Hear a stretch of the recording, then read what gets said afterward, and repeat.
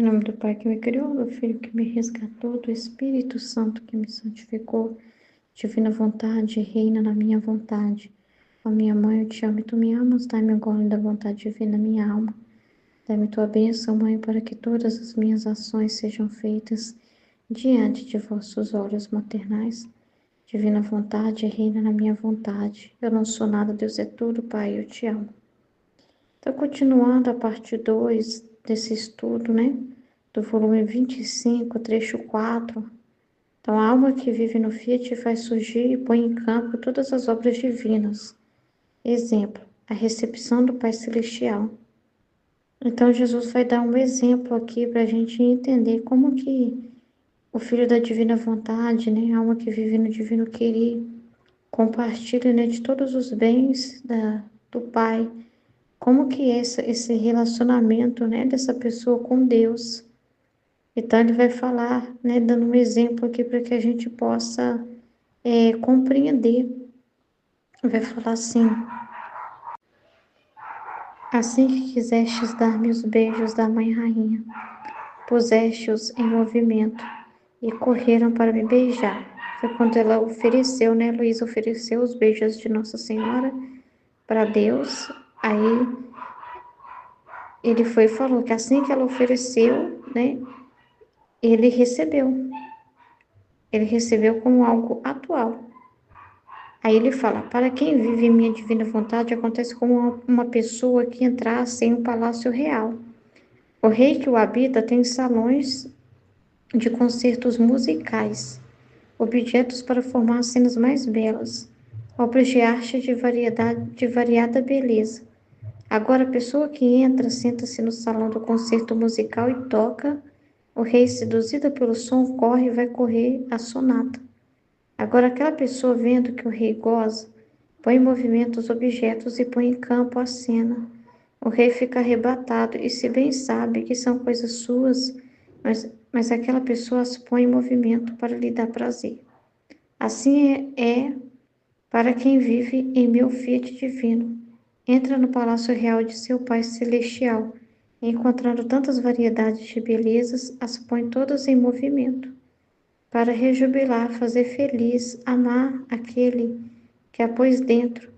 E assim como não há bem que não possua meu eterno querer, assim não há alegria, amor, glória que a alma não possa dar ao seu Criador.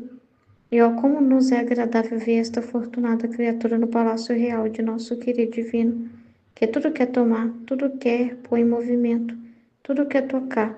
Parece que não está contente se não toma tudo para nos dar tudo, fazendo as festas e renovando as nossas alegrias e felicidade.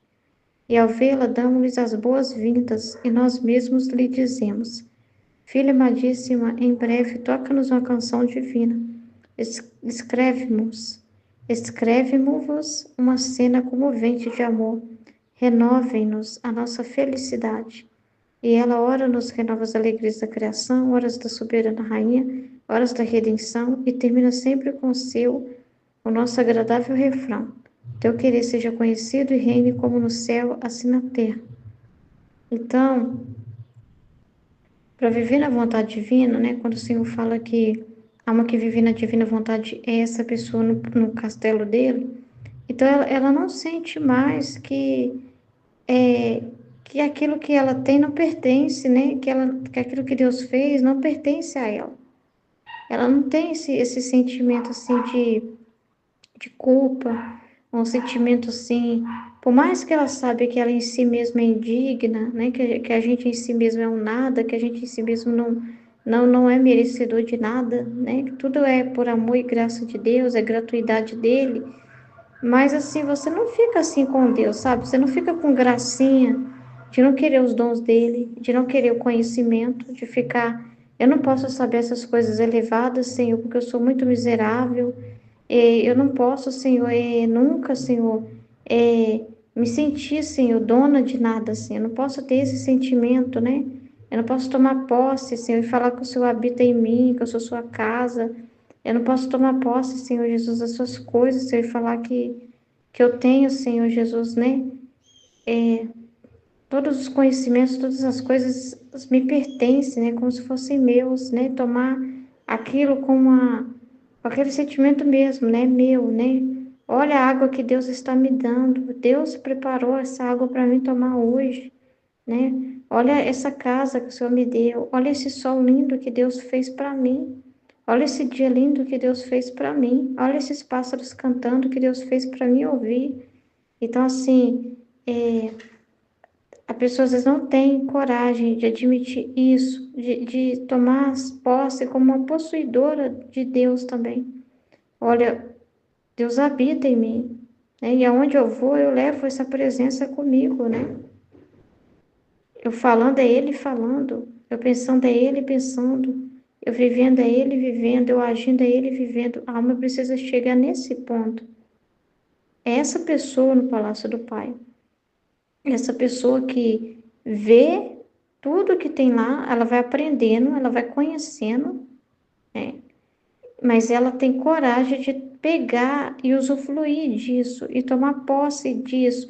Ela não fica com graça, ela não fica, isso eu não posso conhecer de Deus, isso eu não posso falar, isso eu não posso assumir, né?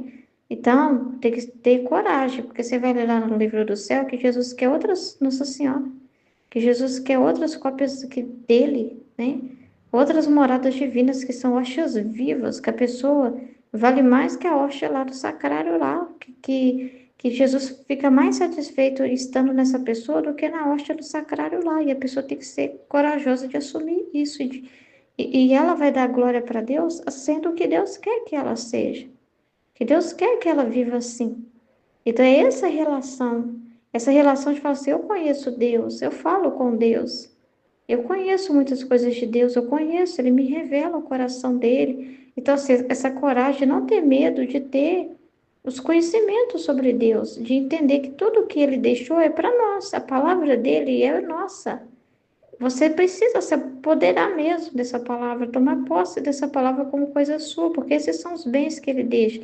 Não é dinheiro que está prometendo para você, não é prosperidade, não é os melhores carros, as melhores roupas, os melhores palácios, que está falando de palácio aqui, mas não é de palácio material, não. Não é desse palácio, não, é na sua alma. É o palácio da divina vontade, né? Você acessar os segredos mais íntimos dele, do coração dele, né? Saber os pensamentos de Deus, o para que ele fez todas as coisas, e você não ter medo de falar que você é uma conhecedora de Deus, né? Que você não ter medo de falar com Deus, não ter medo de ouvir o que Deus tem para dizer, não ter medo de acessar esses conhecimentos, né? Não ter medo de conhecer todas essas variedades de beleza e tomar como sua. E quando você for oferecer, você vai oferecer o que você sabe. Você vai oferecer os atos do que você aprendeu, né? Você vai oferecer o mesmo que o próprio Deus colocou em você. Então, é Deus vivendo em você, é Deus fazendo em você, mas tem que ter coragem de assumir que é Deus que vive em você. Tem que ter essa coragem, né? No começo é difícil, né? Porque tem muito do nosso humano, nosso jeito de pensar, e a gente não está acostumado a assumir isso, né? Que a gente ainda tem muita miséria, muita coisa assim para ser purificada, né? E sempre vai ter alguma coisa, sempre vai ter. O principal é não pensar em si mesmo, é não ficar se vendo. Não quer dizer que Deus vivendo em você e você assumindo essas palavras de Deus, quer dizer que você vai ser perfeito aos seus olhos. Quer dizer que você não vai ter misérias, que você não vai ter fraquezas.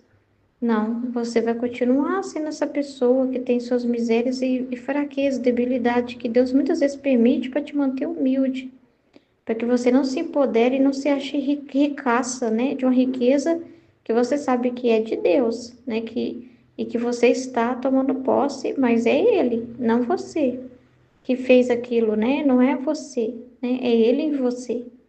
E muitas vezes, para te manter na humildade, ele vai te permitir você ver sua pequenez e vai usar dela também. E vai querer que você tenha essa coragem de admitir que ele habita em você e você sendo essa pessoa pequena. E Deus usando até da sua pequenez.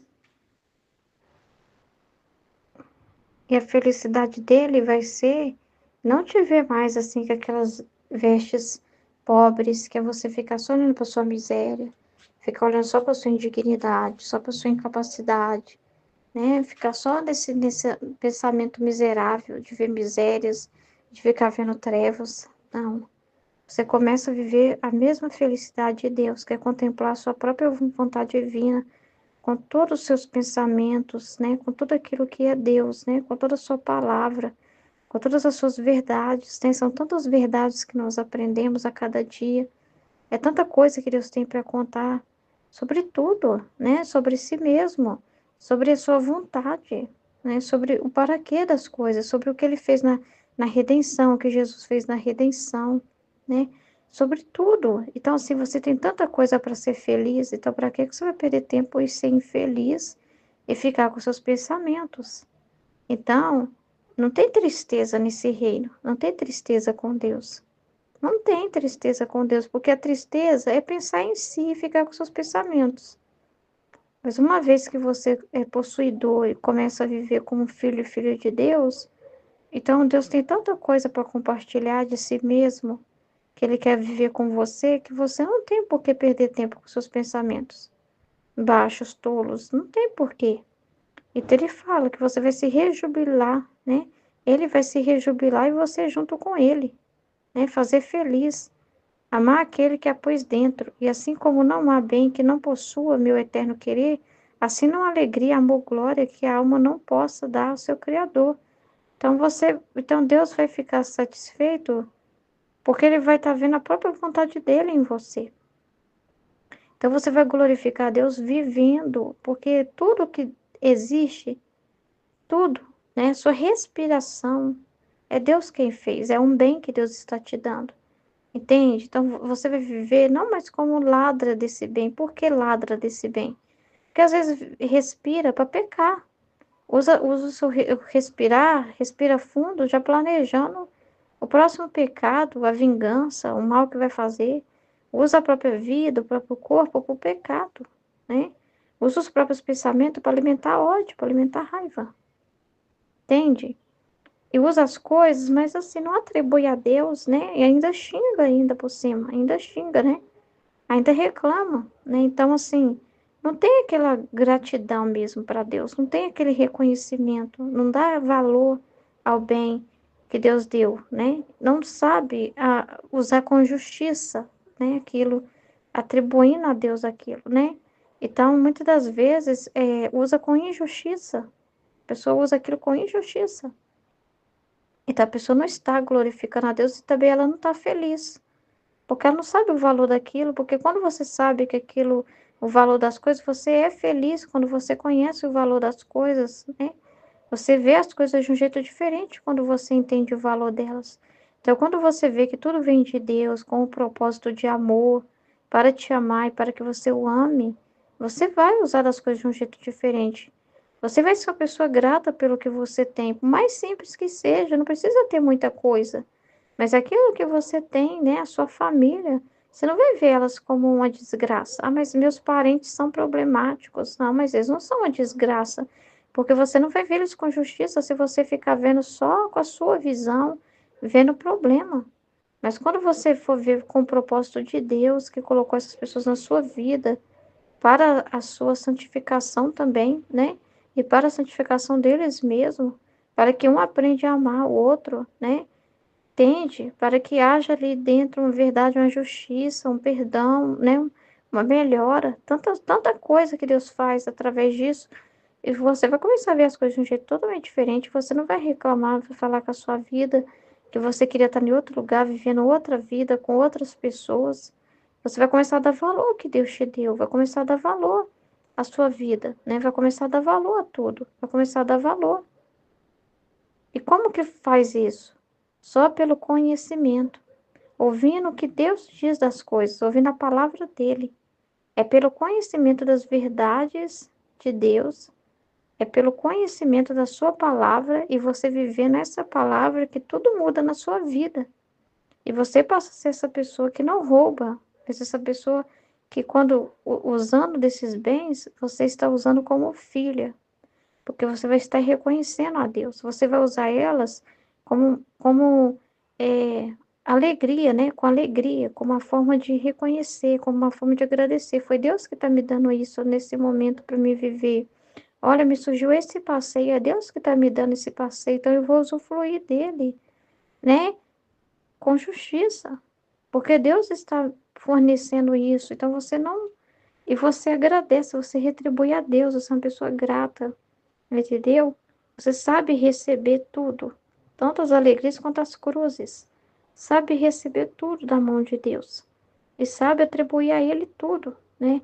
É uma pessoa grata com tudo, né? Feliz, uma felicidade que vem da verdade, que vem da palavra sendo viva dentro de você. E Deus quer que você seja dona dessa palavra. É mais do que simplesmente um viver feliz, reconhecendo que tudo que Deus criou é bom, né? Vivendo bem ali com a sua família, na ordem, é mais do que isso. É você conhecendo a palavra dele, é você ter intimidade com Deus, é você vivendo com ele, é você valorizando, porque Deus investiu em muitos bens que ele quer dar para a criatura. E qual que é o maior bem? O conhecimento dele mesmo, as verdades que ele traz. E é isso que ele está te convidando a viver, quer conhecer as verdades da divina vontade, quer conhecer o que ele nos deixou, a vida dele, os exemplos dele. Então Jesus apareceu para muitas místicas, deixando conhecimento sobre a sua vida interior, sobre como ele viveu na sua vida humana, aquilo que não coube nos evangelhos, ele revelou. Então, ele não é para o ser humano jogar isso fora, não é para o ser humano jogar as verdades dele fora, mas é para o ser humano conhecê-lo, é para o ser humano ter ele dentro de si, é para o ser humano viver essa alegria, a mesma alegria que Deus tem em si mesmo, por conhecer a si mesmo. Deus quer que você tenha essa mesma alegria por conhecer a Ele. E conhecer a si mesmo também você, porque quem é você no plano dele? A criatura que ele criou tem um propósito. E você viver dentro do propósito que Deus te criou. Então você não vai viver mais como uma pobre miserável, que fica usando trapos da sua vontade humana, do seu egoísmo, mas vai vestir as verdadeiras vestes, né? E vai ser essa criatura afortunada que ele está falando aqui. Então é isso que ele quer. E você vai ter o poder do Fiat, né? De tomar, pôr tudo em movimento, as próprias coisas de Deus, os próprios atos, né? Tudo em movimento, tudo te pertence. Todas as penas de Jesus, toda a vida de Jesus te pertence, entende? E como que a gente põe esse movimento, né? Todas as vezes que nós meditamos, refletimos e vivemos as penas dele na nossa vida. Não é igual a de Jesus, mas é o mesmo, né? Mas diferente, porque Jesus vivendo aquilo em você. É diferente porque Jesus vivendo na realidade que ele quiser viver em você. Ele teve a pena dele lá na paixão, mas de repente ele quer permitir que você viva uma realidade que lembre a paixão dele, que seja, não é só fazer uma memória, é ele repetir na sua vida aquela paixão, de repente permitindo passar também por um abandono, por um desgosto, por uma situação, né? Aí Jesus foi traído, Jesus foi negado. Aí te permite passar pelo mesmo, para que você viva o mesmo que ele viveu, entendeu? Então, assim, e ele vai te compartilhar a vida dele. E você tem autoridade de falar: eu estou tomando a vida de Jesus. Olha, eu estou vivendo como Jesus. Jesus também foi rejeitado, Jesus também foi negado, Jesus também foi traído, Jesus também foi deixado de lado. Jesus também falou e ninguém ouviu, e muitos poucos ouviram, muitos criticaram, humilharam ele. Eu estou também vivendo isso. Então você está pondo em movimento os próprios atos de Jesus na sua vida. É Jesus vivendo em você. E você toma posse de tudo. Então é muito grande mesmo. Amém? Em nome do Pai, do Filho e do Espírito Santo. Amém, Fiat. Deus abençoe.